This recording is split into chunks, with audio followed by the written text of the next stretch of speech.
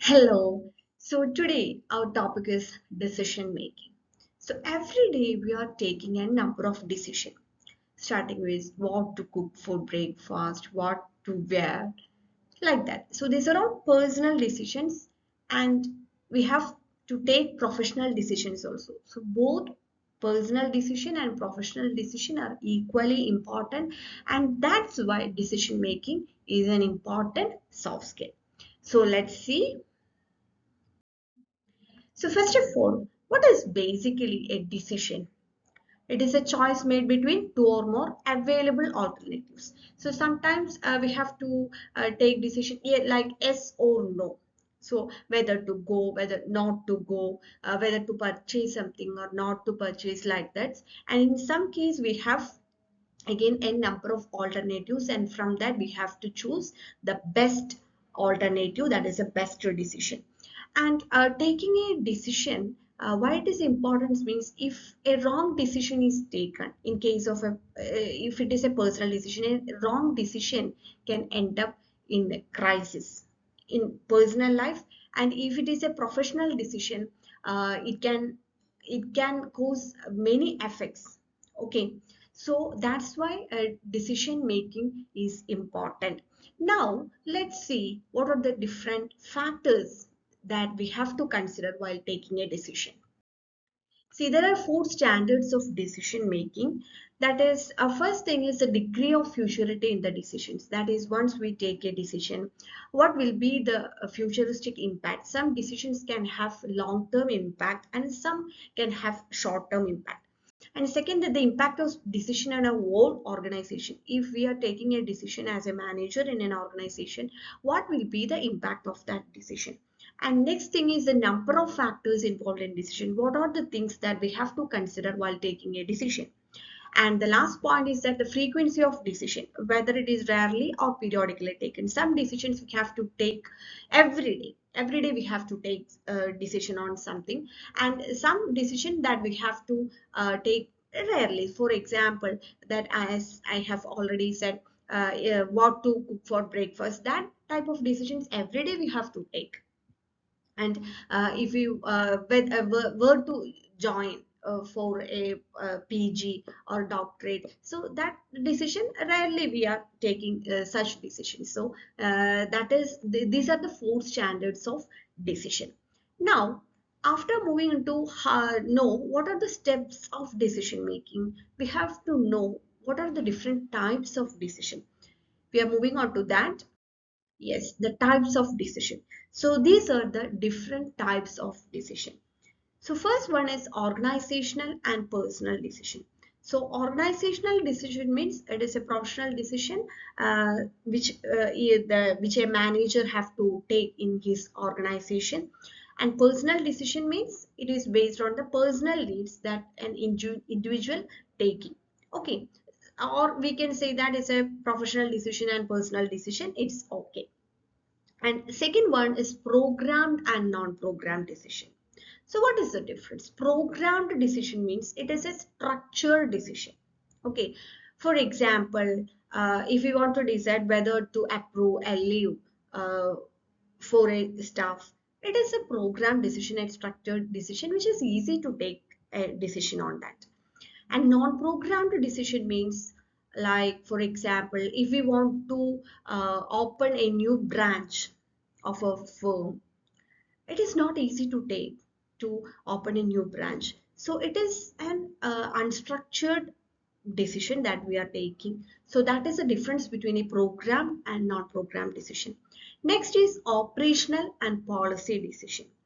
See, operational decisions mean it is it is based on the day-to-day activities, like uh, whether to change the working hours for a day from 3:30 to 4, whether to whether to do anything, whether to give any appraisal for today's work, something like that.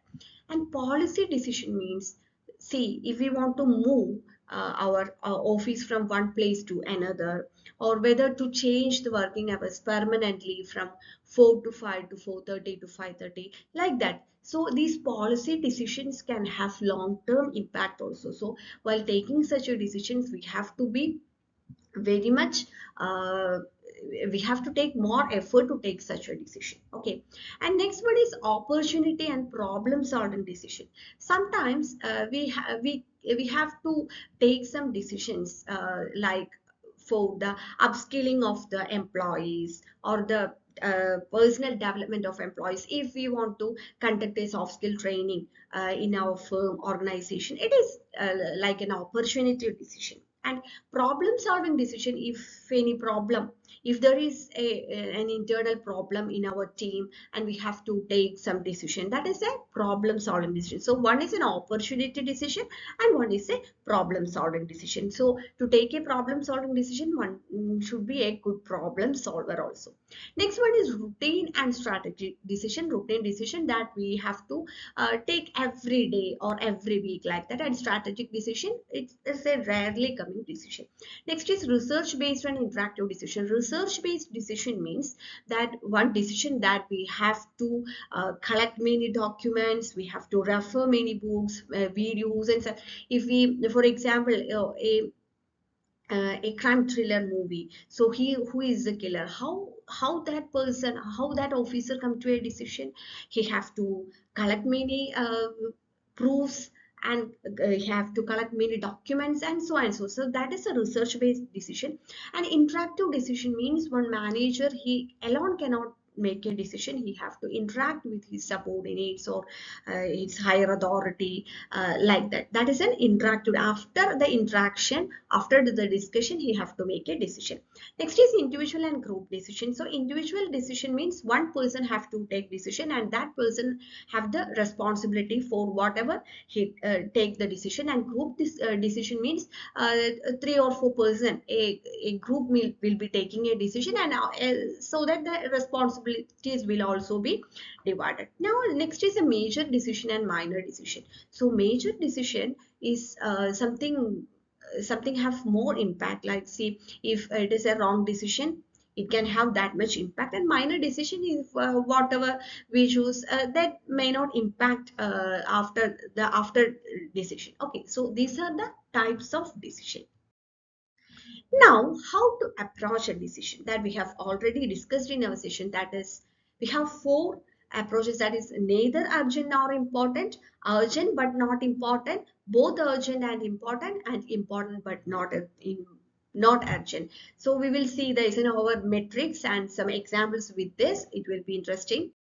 Yes, is in our metrics say suggests that if a situation is urgent and important, then at the moment we have to do that. For example, finishing a project, replying for an important email, submitting an assignment. That spot itself we have to do. Otherwise, if it is in a organization, that person might be lose a job if he's not finishing a project on time. So it is important as well as urgent. And in some case that is important but not urgent.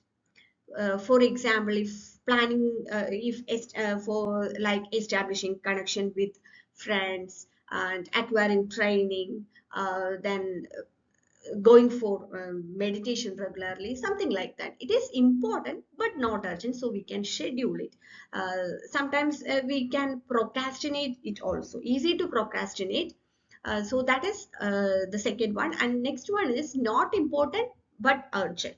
It is not important that we have to take the decision. In that cases, we can delegate it to some other, like data entry, sending invoices, something like that. And the last thing is not important and not urgent. That thing we can avoid, like coffee breaks, playing games, and just surfing social media apps, like that. Okay, so that's it.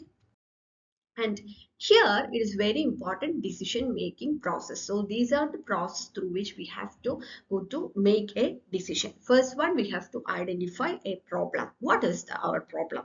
So based on that, we can establish a decision criteria. Then we have to weigh the decision criteria. Next, we have to generate some alternatives. Then evaluate that alternatives, choose the best alternative, then implement the decision and evaluate the decision. Okay, so these are the process through which we have to go for a making a decision. Now, whatever decision we take, we should have a plan B. Sometimes we go through all the procedures and take a decision, but things may not be in our control, and we have to, the impact may be negative. So we have to go with plan B, and we should have that courage to accept whatever the outcome of a decision, and we have to move with plan B. It is very important. Fine. And as a conclusion, these two quotes you keep in mind every time, that is, good decisions come from experience and experience come from making bad decisions. Okay? And sometimes you make the right decision and sometimes you make the decision right. So that's about decision making. So thank you so much.